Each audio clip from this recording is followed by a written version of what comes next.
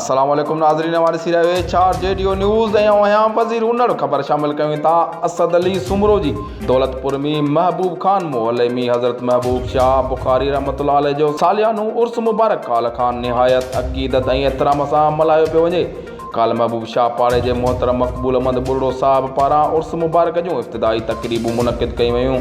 इब्तिदाई तक़रीबुनि जी अॻुवाणी महदी सरकार जहानिया जे सैयद रोशन अली शाह साईं उर्फ़ काका साईं जन करण फरमायूं। उन मौक़े ते दौलतपुर शहर ऐं आसपास जे ॻोठनि ऐं सिंध जे काफ़ी शहरनि खां अक़ीदतमंद आयल हुआ। इब्तिदाई तक़रीब में मक़बूल अहमद बुर्रो साहब पारां दस्तार मुबारक ऐं मीदी, उन खां पोइ सूफ़ी राग सां अक़ीदतमंदनि जे वॾे जुलूस सां मक़बूल अहमद बुर्रो साहब जन जे पाड़े खां दरगाह शरीफ़ जे मज़ार ताईं पहुतो।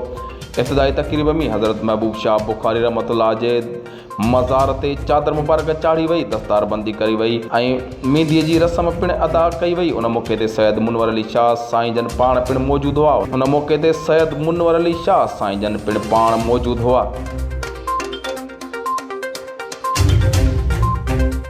HRJDO न्यूज़ में फ़िलहाल एतिरो ई। वधीक ख़बरूं अपडेट्स लाइ ॾिसंदा रहो HRJDO न्यूज़।